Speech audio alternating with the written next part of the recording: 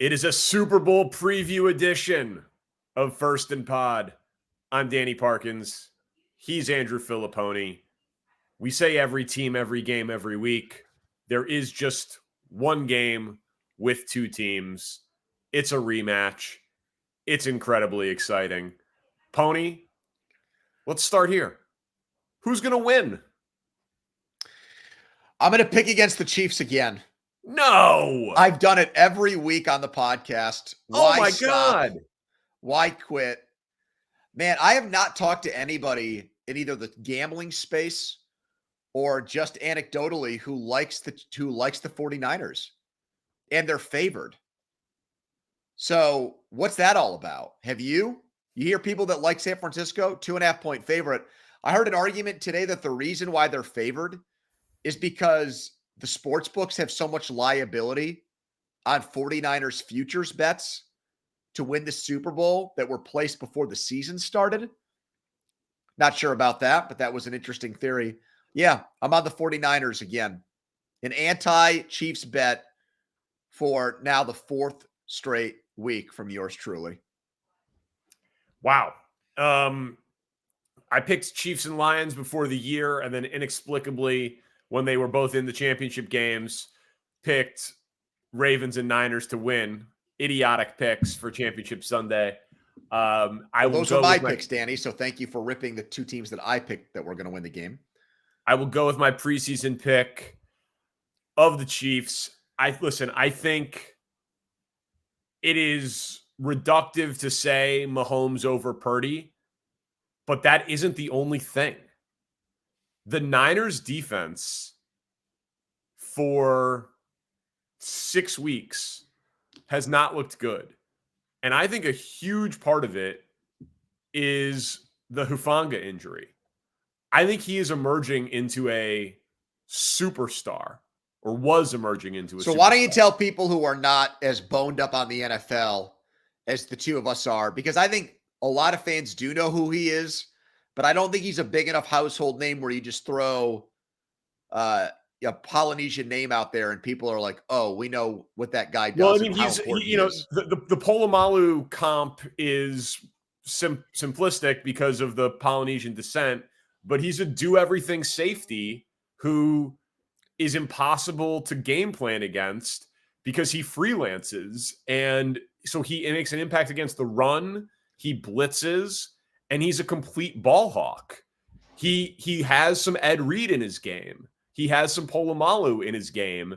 And so if they are vulnerable against the pass, he plays more in coverage. If they're vulnerable against the run, he comes up into the box and plays more against the run. He helps disguise their coverages a great deal. And I think that he would have, and I know they've been playing for a long time without him, and this is maybe a place that people would not expect us to start, but his replacements have been a rookie and a journeyman. Jair Brown from Penn State. And I think that given their investment on the defensive line, which we've talked about in Hargrave and Armstead, and then the trade for Chase Young, they haven't really gotten the production they've needed opposite of Bosa. If they had Hufanga, I think he would be the piece that would be helping that part of their defense. And because he isn't there, it's shocking given the draft capital and the actual capital, the money that they've used on that side of the football. But their defense, I mean, the Packers ran all over them, should have scored more than they did. The Lions, both Montgomery and Gibbs, ran all over them. That game easily could have gone the other way. Obviously, the Ravens blew them out. The Chiefs have the better defense and the better quarterback in this game, not to mention Andy Reid, who I love. Kyle Shanahan has some very questionable big game moments. So you have to give the coaching edge to the Chiefs as well, especially when you factor in Spagnuolo and Dave Tobe. The special teams advantage is pretty significantly in Kansas City's factor here. So the skill position talent is very heavily in the Niners' favor, but I actually think every other facet of the game, including coach and quarterback and defense, pretty big ones, tilts to the Chiefs. See, this is why doing the show with you is so much fun, but it's also so challenging. Is that a Corona Light or a regular Corona? It's a regular Corona. Did you drop a lime in there? Or Oh, is it I sans didn't. lime? I don't have a lime, so I'm just straight Corona tonight. In February. You're beautiful. Thank you. It's just such an odd drink choice for this time of year. I don't know what It's the weather football was like in season. Chicago. You're talking Super Bowl. You're drinking beer. Coronas, bro? We're not in Cancun right now. You're in the Windy City. I mean, I would Relax. expect some kind of like stout. Like, do you have any Guinness in the house? I'm not as much of a man as you are, Pony. But you were on the cusp of complimenting me, I think. And it then was I took not a it was sip. not it was not patronizing whatsoever. I was going to say that the beauty and challenge of doing the show with you is sometimes you give an answer and you get rolling and you say so many things that it like I have to figure out from what you said what's the number one thing that I want to react to, because there was a lot that you said there in that answer. Sorry. No, it's fine. It sounded, I think, maybe a little bit erudite at the beginning to like bring up a safety as a reason why San Francisco's defense has crumbled. You take away one piece, the Jenga thing collapses.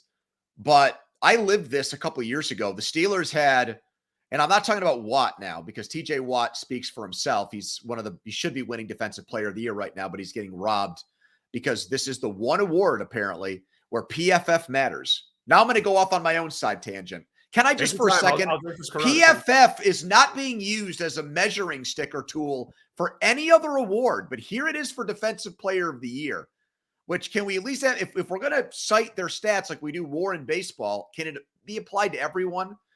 Because if you do that, then Josh Allen would win the MVP over Lamar Jackson, and we know that's not happening because he had a better quarterback grade. But anyways, I digress. I lived this. Back in 2021, the Steelers lost a guy named Tyson Alualu, who's just a nose tackle. He's not great. He's just a good player. But they didn't have a replacement, and he was their best guy inside against the run. And they went from, people know the Steelers, they're typically a very good defensive team. They were top 10 this year. They took him out, and they were the worst run defense in the league. They plummeted to 32nd. Sometimes a player is so valuable, so vital, so irreplaceable, and unless you follow that team every day, the outside world doesn't know that. But we've reached the point now where it's the Super Bowl, and there's a magnifying glass on both of these teams, a microscope, if you will. And I think you're making a point now that I'm hearing a lot of other smart people make, that this guy got subtracted from their defense, and it completely changed. So I'm not sure how they get around that, to be honest with you, in this game, because Pacheco did not run the ball well against Baltimore, but outside of that, he's been a force for the Chiefs in the playoffs in 2 out of the 3 games. The one rebuttal I'll have is actually just to flip it. How confident are you that the Chiefs can stop the 49ers run game? Because the Ravens run game stopped itself in the AFC Championship game. The Chiefs didn't. The Ravens voluntarily decided that they didn't want to run the ball. And if you look at McCaffrey's touches in the 2 playoff games, they are feeding him. I think he's averaging 24 touches a game. The Chiefs were 18th against the run.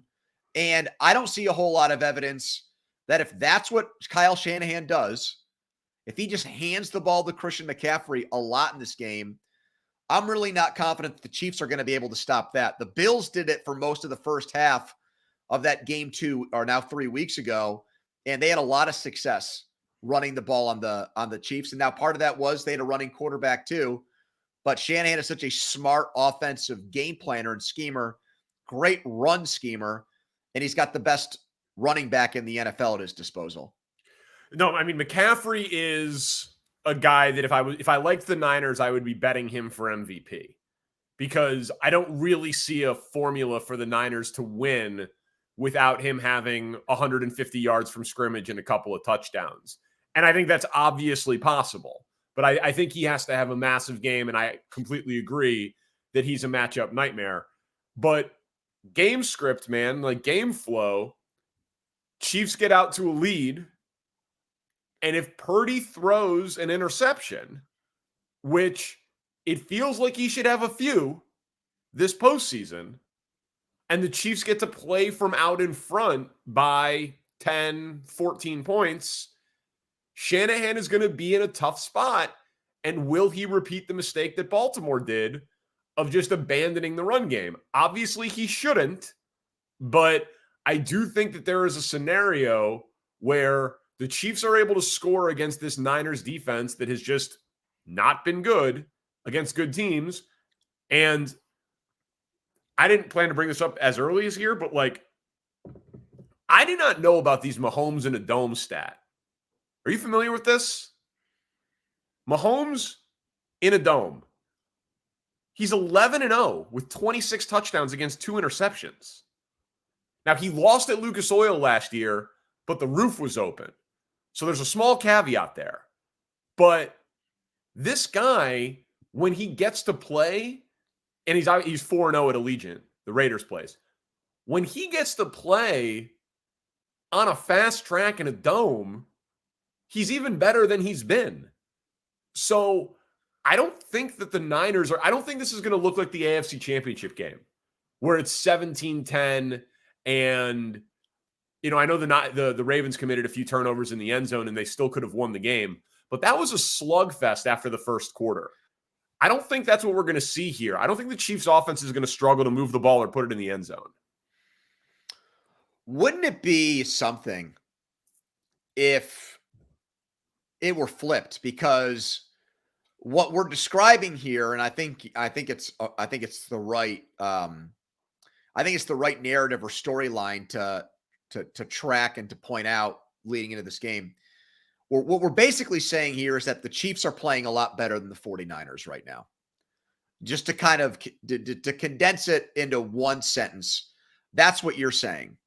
And you're bringing up historical stats that also would make you feel like not only have the Chiefs played better to this point in the playoffs, but there's good enough reason to think it will continue to be the case on Super Bowl Sunday.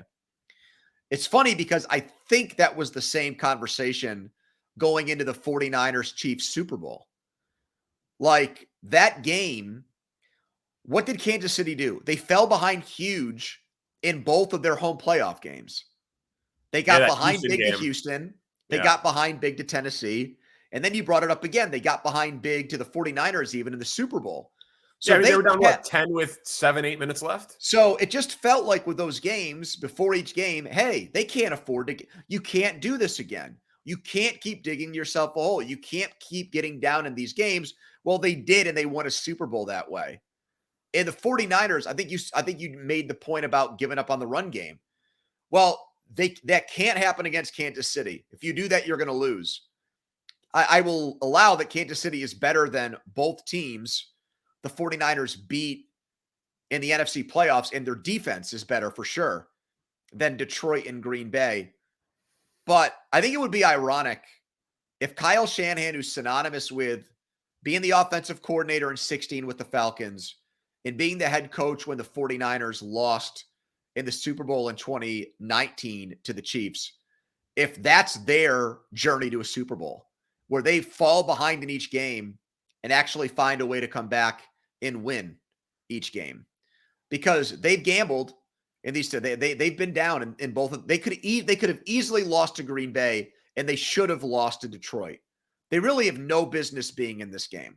Correct. And so, like, here's the question for you as someone who is picking the Niners in this spot. And yes, they are favored, and obviously, neither team's going to be a 3-point favorite. It's a coin flip game. Either team can win. It's a Super Bowl. All of those qualifiers. They shouldn't be in the game. And Purdy threw 4 picks against the Ravens. He was brutal against the Browns this year. And I don't know if you read Bill Barnwell's long Super Bowl preview, but he went back beyond this year and pulled the 7 starts that he has against like top 10 defenses. The Niners are 4-3, but his QBR drops over 20 points from what his career QBR is, and everyone's drops against top 10 defenses, but it averages a drop of like 4 points. His drops by 20.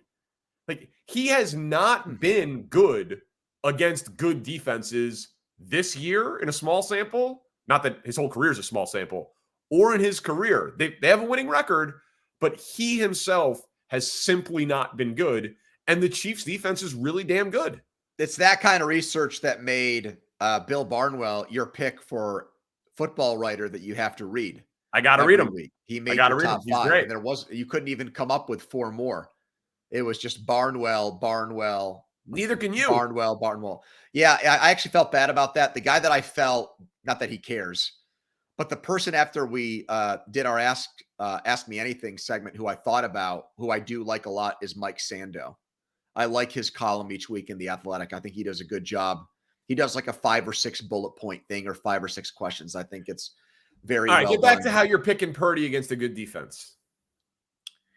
How am I picking Purdy against a good defense? I'm not picking Purdy against a good defense. I think it's a trick question. I'm picking McCaffrey against a good defense. Absolutely. He should be winning MVP tonight. He's not, because they haven't given the MVP award to a running back since 2012 with Adrian Peterson. And the guy needed to challenge the single season rushing record in order for them to do that. I thought he was the best player in the NFL this season.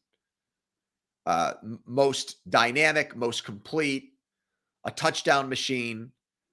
And he seems healthy to me right now. So I'm picking them on the backs of him. And then the other one is the other reason why I like him. I just think Deebo Samuel, with an extra week to get ready for this game, can be an X factor player for San Francisco. And I don't think Kansas City has seen anybody quite like that in the playoffs this far. I know they saw Tyreek Hill. I get that. He's an all-time great player and a first ballot Hall of Famer. But Diggs in Buffalo was compromised, and Baltimore doesn't have weapons like that offensively. So you've got to account for McCaffrey. You got to account for Samuel. Kittle up the middle against their linebackers could be a problem in this game. Yeah, and Ayuk. Although, you like the corners there. I think the corners can do a good job on him, but Samuel is just so unconventional and outside the box that I trust Shanahan to find even unorthodox ways and new ways to make him a factor in this game. So look, but it's not as simple. Kelsey with extra rest is a big factor too, though, man. Oh, no doubt. Absolutely. And we'll get to some of the bets later. I want to bring something up with him, but it's not as black and white. The thing that, and I think this is because it happened last Super Bowl. It's not as black and white as, well, the Chiefs have the better quarterback, so they're going to win. And I know you're not making that point because you're bringing up the coach and the number 2 defense in the league and other matchup problems that the Chiefs present for the 49ers. But I just heard a lot of, you can't bet against Mahomes. I've just heard a lot of that. You can't pick against Mahomes. Nick Foles beat Tom Brady in the Super Bowl. Okay? That happened. A journeyman backup quarterback beat the quarterback, the greatest of all time, in an MVP season for him. When Russell Wilson was in his, second year, he beat Peyton Manning when they were the most prolific offense in the entire NFL that year. So it happens. It's not just, Mahomes is so invincible in these games, you can't pick against him. You absolutely can. I bet if we went through all 57 Super Bowls, the better quarterback probably won more than he lost. But I bet it's like a 60-40 percentage, Danny, at best. Yeah. I got something for this on the bets side of it, but the kicking situation, Moody has missed 4 kicks. And Butcher's automatic in the playoffs. Very good point by you. Yep. Right. But I wonder, this is like a little galaxy brain thing. Shanahan has gotten crazy conservative. Mm-hmm. Right? Like the end of that half against the Packers, where they ran 5 plays in 90 seconds, and one of them was a spike and one of them was a field goal when they had a couple of timeouts. Like that was crazy. Is it possible? Okay, my defense isn't good. I've got to keep up with Mahomes, and I don't trust my kicker. It's going to make Shanahan more aggressive because he doesn't trust his kicker. And the galaxy brain tank would be, it's a good thing for San Francisco that Moody isn't reliable because it's going to make Shanahan be a better play caller in game and not tighten up. I don't think Shanahan views Moody as the type of problem that we do on the outside. I think that's the issue with your take. Okay. I just don't see any evidence that he's eschewed field goals because there's a concern or fear with his or lack of trust like we saw with Campbell in the NFC Championship game from the Detroit side of things. That spiel by you just jogged my brain on something, though, in terms of maybe some like deeper kind of thinking that maybe is a little bit far-fetched for people. Shouldn't Kansas City want the ball to start the game? They score on their... It's moving back in that direction after going very far to always deferring, and I was always a big defer guy.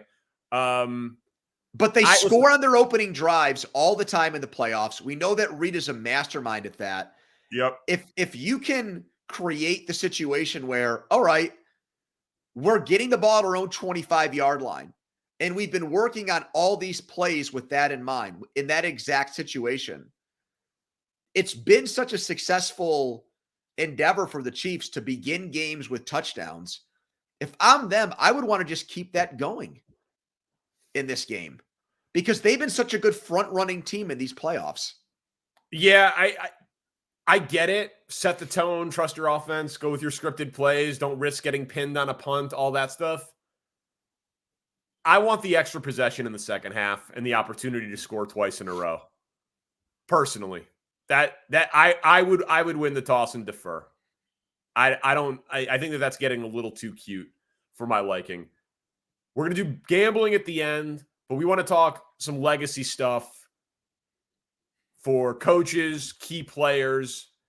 These games always affect legacies, obviously. Super Bowls are rare things to accomplish and get into, I guess, except for all of the guys on the Chiefs. But more First and Pod after this.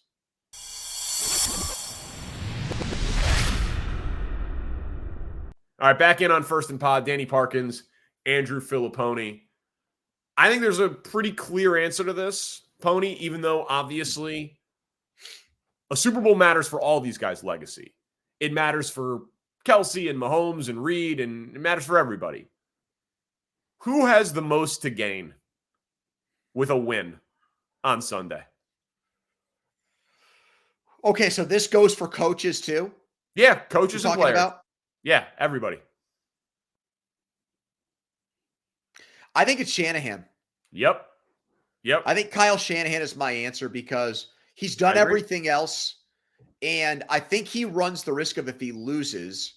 Now, the thing he's got going for him in a way is that I could easily see a scenario in which Brock Purdy just gets blamed for their loss if he isn't clutch like he was in the last two playoff games, if he just, his numbers aren't there, if he turns the ball over.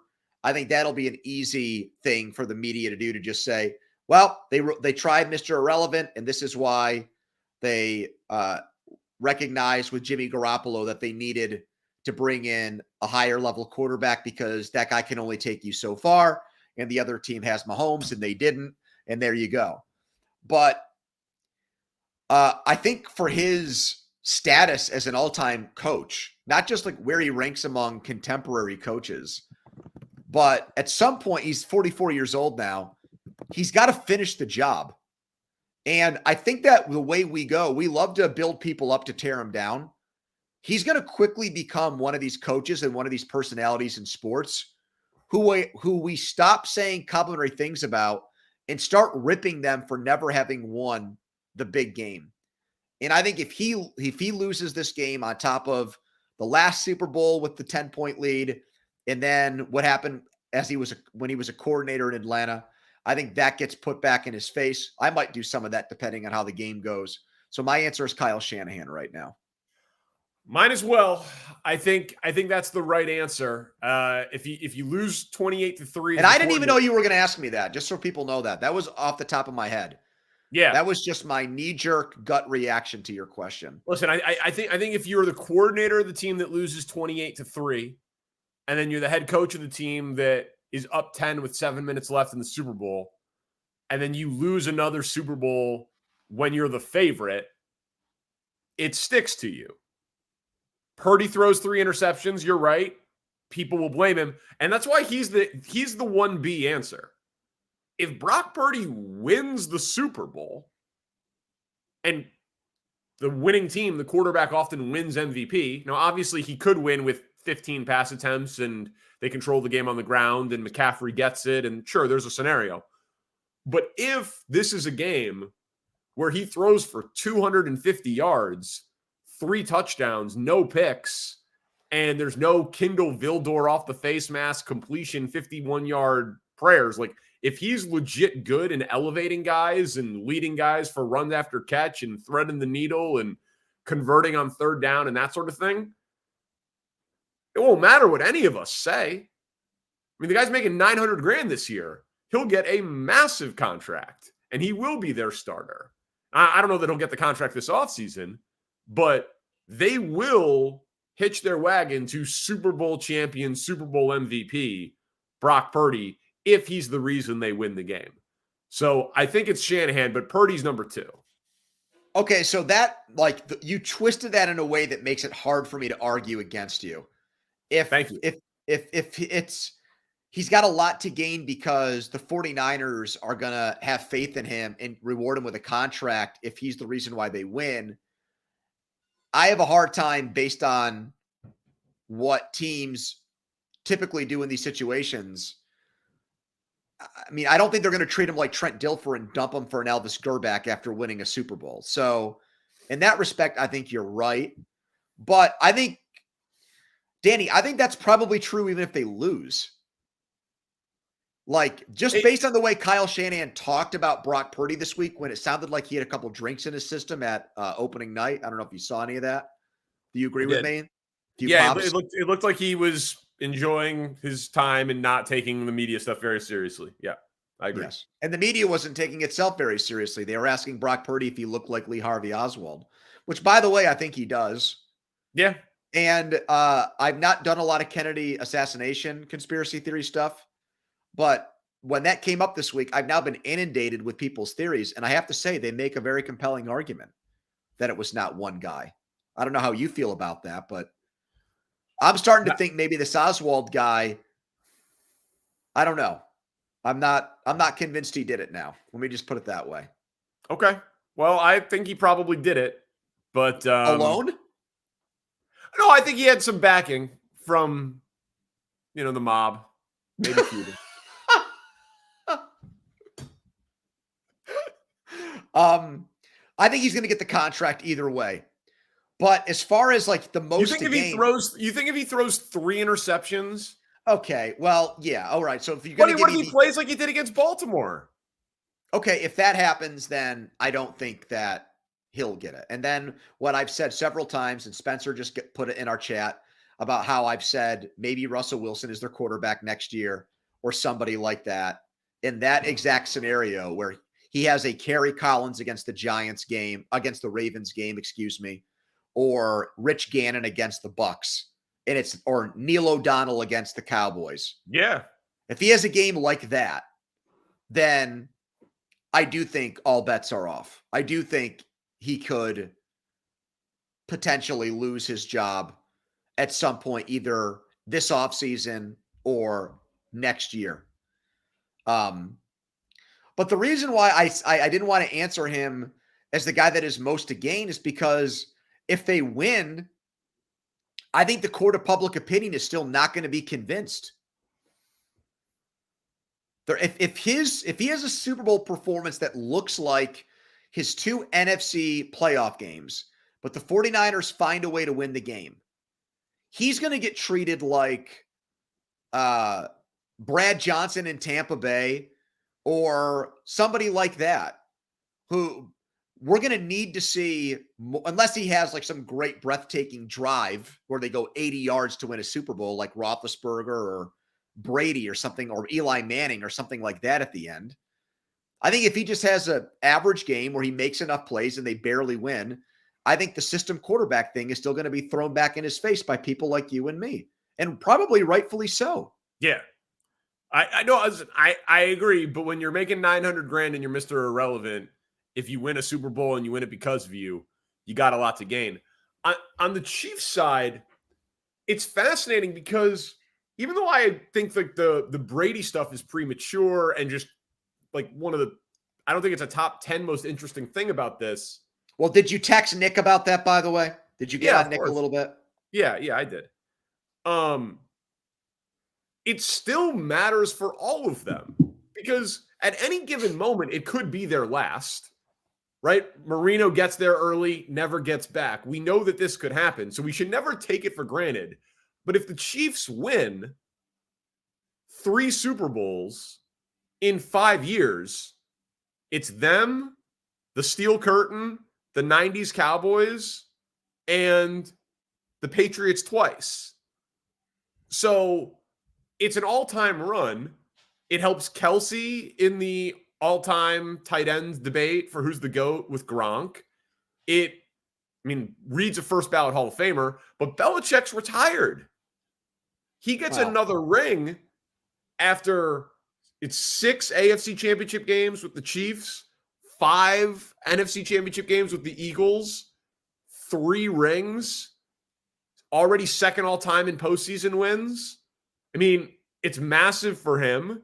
And Mahomes, you don't want to even entertain the possibility of having some sort of like LeBron knock against you, which I don't think is a fair knock, but you don't want people to be saying, well, he also lost a bunch of Super Bowls, which again, it's more impressive to get there, and I don't think it's fair, but you want to maintain a winning record in the Super Bowl. So it's big for all of them. I just think they're all such made men compared to Shanahan never has one, Purdy very, doubted, rightfully so, that there's more on the line legacy-wise for the Niners than the Chiefs, but it still is big for the Chiefs because it's a big game. I think of it through the context of like, who are the guys on the Chiefs roster who would be greatly aided or helped by an extra Super Bowl when it comes to making or missing out on the Hall of Fame. And the 2 guys who pop into my head with that, and it's early in one guy's career and not so much the other, but Chris Jones and Creed Humphrey. Like when you win a lot of Super Bowls or go to a lot of Super Bowls, you put a ton of dudes into the Hall of Fame. Those teams get a lot of Hall of Famers. I mean, even the Bills, who lost 4, didn't win 1. Jim Kelly, Thurman Thomas, Andre Reed, Bruce Smith, James Lofton was on one of those teams. Marv Levy, the coach, is in. Steve Tasker is a special teams guy who's like a finalist all the time. You get a lot of guys in when you go to these games. And we know that Kelsey and Mahomes and Reed are going to be lionized forever as all-time great players. But I think Jones has a borderline resume, and I think Humphrey is building one. And you give multiple Super Bowl titles to that resume, and I think it's enough to push both of those guys across the finish line when it's all said and done, Danny. Well, Creed Humphrey, I mean, he's so early in his career that's not a name that I was expecting you to say. But Chris Jones, I agree. I mean, Chris Jones is going to get paid again this offseason. He's 30. He's still a dominant player. But I could easily see him doing a Devontae Adams type of thing where he gives up winning for maximum money and security. And this is the last big game we ever see him play in. So Creed Humphrey, that you might end up being right, but I think that we're 10 years away on that. Sure, but I'm saying those positions, they don't have stats for it. So all right, pros and if you're Super Bowls, if you're Mahomes' center for a decade and you have 3 or 4 rings on your finger, you got a shot at going in. That is absolutely true.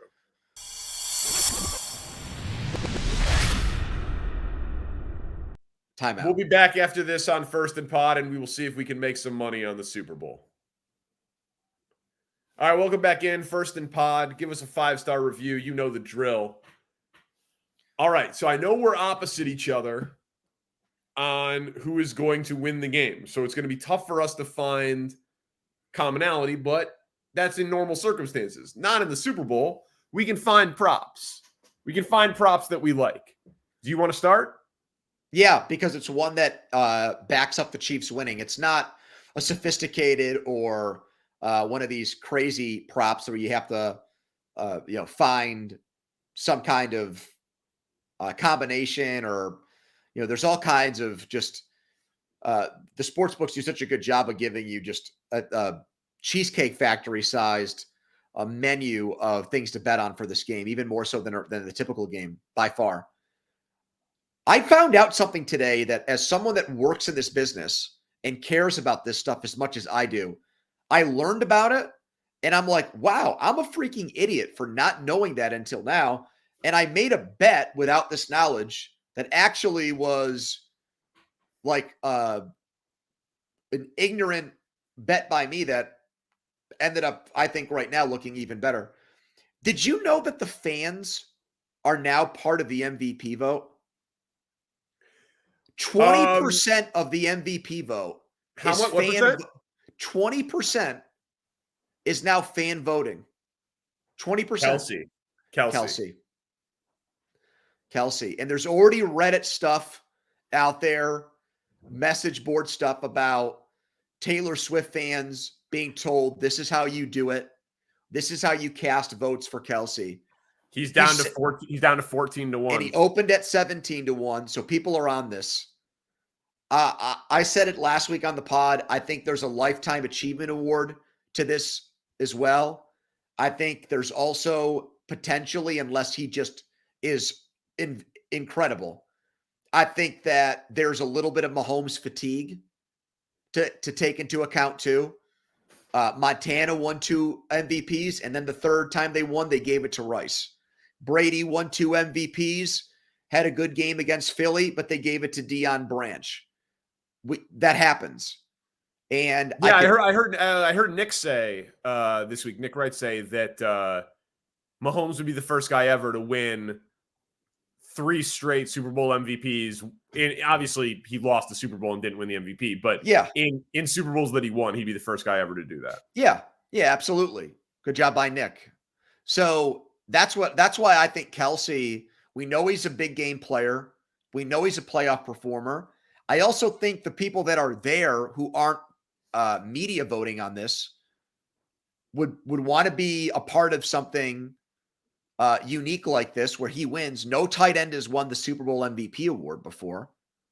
So I just think I don't think that there's value there per se because so many people have bet it. But I like his chances to win the Super Bowl MVP if it's not Patrick Mahomes on Sunday.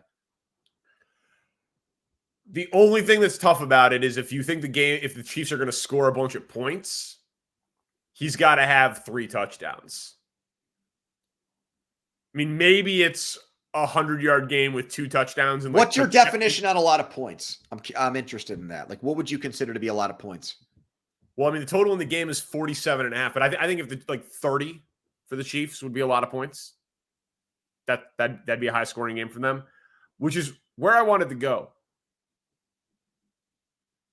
If the horseshoe comes, if it falls out of his keister and these interceptable passes that you and I have talked about for 2 years on this pod, it's a big game, it's a big spotlight, there's a ton of pressure, his numbers against good defenses, all of those things. Mahomes doesn't turn the ball over. He's got the consecutive games in the postseason streak without the interception right now. If you give Mahomes 2 extra possessions, let's say, this could be a blowout. Chiefs minus 9.5 is plus 390.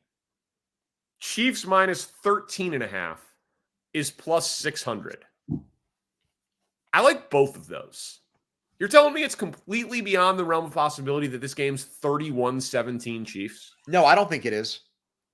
31-17 pays 6-1 on the Chiefs.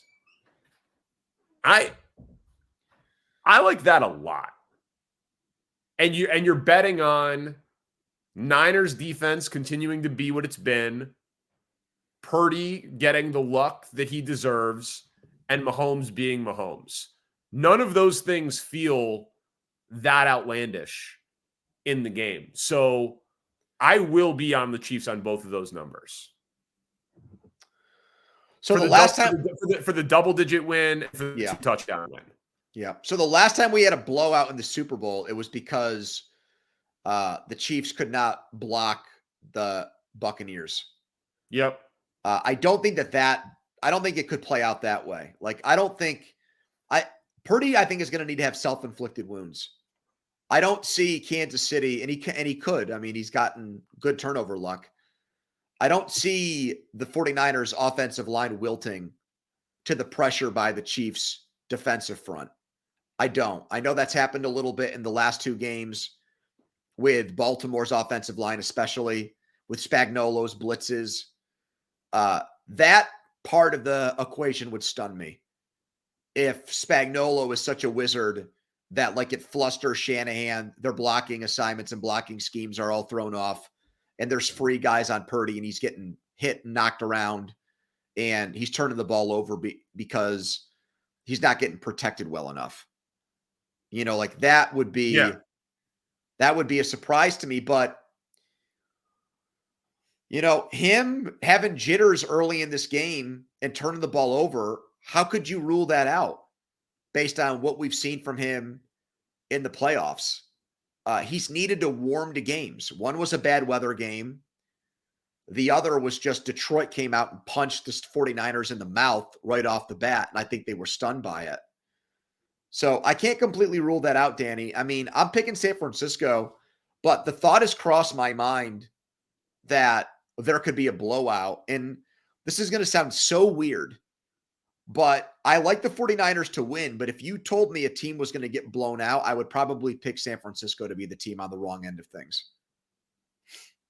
That does sound weird, but it's hard to see Mahomes getting blown out in a game where his offensive line isn't terrible. And I just don't have faith in San Francisco's defensive line. Correct. To get the kind of consistent pressure to make something like that happen. The player prop that I like is Kittle at 47.5. It might be up a little bit more than that receiving yards. He had a very quiet NFC Championship game. So I think there's value there because of it, because he's not coming off a strong game.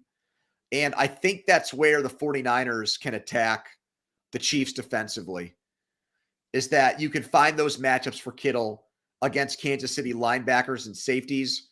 Their corners have been so good. I just think that that's an easy pitch and catch type of setup potentially for Purdy, where he throws the ball. I mean, Kittle's very reliable. He throws it to him 4 times in this game. I think you go over that number. That's 1 per quarter. You know, that's probably 1. Maybe they have 10 drives in this game. I mean, that's 1 every other drive where he gets the ball thrown his way. I like that from him. I think that everyone's talking about Kelsey, but I believe Kittle can be a threat in this game. So that would be my pick for a prop. I don't hate it. He hasn't been great in the postseason in his career, but there's good nothing about. Say again? He was good against Green Bay. Right. But none of that, like, sure. That stuff that's like he hasn't been great in his career, but like there's zero part of me that's like George Kittle's not a big game player or not a postseason player. I think that's more circumstance than reality. Everybody seems to love the Mahomes rushing yardage prop. Oh my God, tell me about it. If I had $1 for every time I heard somebody act like they were the smartest person on planet Earth who brought that up to me, like, hey, did you know that he runs more in the playoffs? Yeah, idiot. I watch every game because it's my job. And I'm, like, obviously addicted to football. Yes. And I think the odds makers know that too, and the number is inflated now. Right. Well, so that's what I'm a little confused about. Everybody loves it. The number's 26.5. He ran 6 times. He ran 6 times in the AFC Championship game. Didn't go over that number. Ran 6 times in the divisional round against Buffalo. Didn't go over that number, and ran only twice against Miami, but did go over that number. How But many rushing yards did he have in the Baltimore game? He had 15. Yeah. Like, I got to be honest with you, though. Here's the thing about this bet, though. I'm not going to make it, but if somebody came to me and said, hey, you see that baby in that room, Stella? Her life depends on you getting this pick right. Are you going over or under 26.5 yards? Guess what? I'm still going over. yeah. Yeah. I am, dude. I am, just because I see him when all else fails, he takes off and goes. And that could be one play or two plays with him. Kneel downs would scare me. Yeah, I know. There's absolutely a sucker bet component to that number. I'm just surprised that is an inflated number for him based on what he does and what he does in the playoffs. And everyone's talking about like that is like a mortal lock of a wager. And I don't really get it. Purdy's number is 12.5. I would go under that. I think it was an outlier what he did in the last game. I think he's mostly a pocket passer. You don't think it's something he might rely on now? No, I think it was just a one-time thing. I'd have to see it more. I think that's an overreaction. I think that's just people looking at one game and going. He did go over that number against Green Bay, though, so it is all the more reason for me to want to go under on it. Yeah, it is 2 games in a row that he went over it, but the last 6 games of the regular season he didn't. He had a 57-yard rushing game against Cincinnati this year. I forgot about that. They lost that game. Yeah, talk about an outlier. Danny, this is obviously a huge time of year for us, the Super Bowl. I love it. I'm the type of person that is watching the old highlight videos back in old games. I also, 2 people, I think, spoke my love language this week. Nick Wright, our friend, when he said that Bomani Jones and others were at his house to watch the AFC Championship game, and he turned the volume up on them when they were talking about things that weren't the game. Yeah. And then when Chris Mad Dog Russo said he doesn't like going to Super Bowl parties because people talk about things that aren't the game. Both of those, like, I sometimes think I'm a crazy person, but hearing a friend and then a well-respected titan in this business sound just like me made me feel better about myself. But I didn't want this podcast to end without me congratulating you. There's a sports media poll that comes out every year that's picked by radio executives and program directors. And you guys had the 2nd rated afternoon show against just the biggest shows in the entire industry. And a lot of these shows have been together for much longer than you and Spiegel at 610 Sports in Chicago. So that is or 670 the score. Sorry. I don't know. I said 610, thinking of your old gig. 670 the score. So I did not want this show to end without acknowledging that. And also, I didn't want the show to end without me saying congratulations to all those ex-Bears that got into the Hall of Fame. Steve McMichael included. I know he's going through an ALS battle. My stepmother died of ALS, so that's a very personal thing for me. It's sickening the way that just completely causes your body to deteriorate while your brain is still intact and you don't lose that function. So I saw that he got in earlier Thursday, and that's pretty cool that all those Bears, you probably know some of those guys that they got. Yeah. I mean, well, like, listen, I mean, yeah, that was very nice of you. And of course I know you, so congratulations to you on being number 1 on the mid-market list on the same polling at Barrett Sports Media. So you're number 1. And I will also say, because I said this to Carrington as well, our good friend Carrington Harrison at 610 Sports Radio, because he was number 3 on the mid-market list.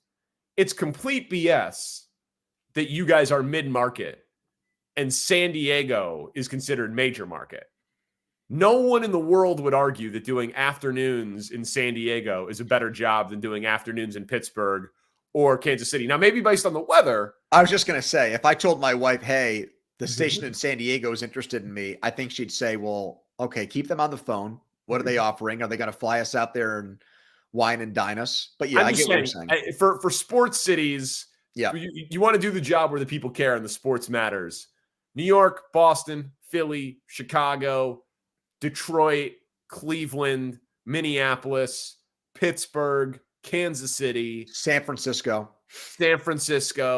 Dallas. Those are the places. Yep. That's the 10. You know what I mean? Like those are the real places where it's competitive, where the fans are crazy passionate. So you're not number one on mid-market or whatever, but everyone in the industry knows that you're as good as anybody in like the quote unquote big cities. And the Hall of Fame thing was cool, man. I mean, Hester, until Justin Fields came along, Devin Hester was the most exciting Bear with a ball in his hand in my lifetime.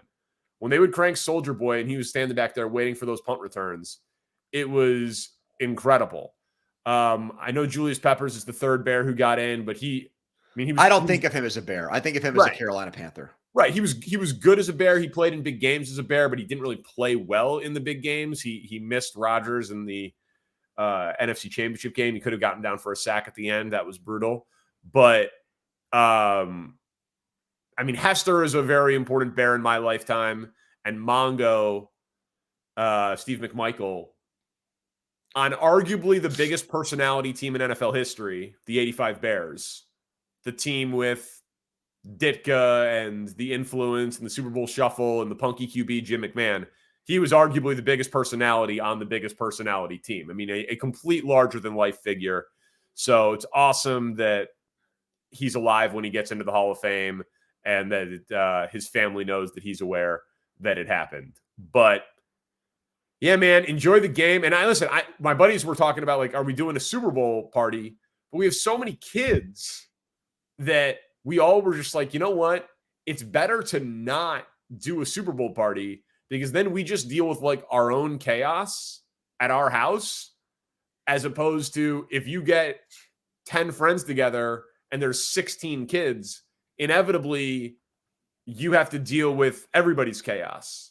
And it's distracting. So yeah, it'll just be me, Steph, and the boys at the house for the game. Well, we'll be going on after the game on the Score YouTube page, and then obviously the podcast will come out the next morning. So look forward to it, Danny. Yep. Thank you to Spencer Ray, our producer. Tell a friend. It's been fun.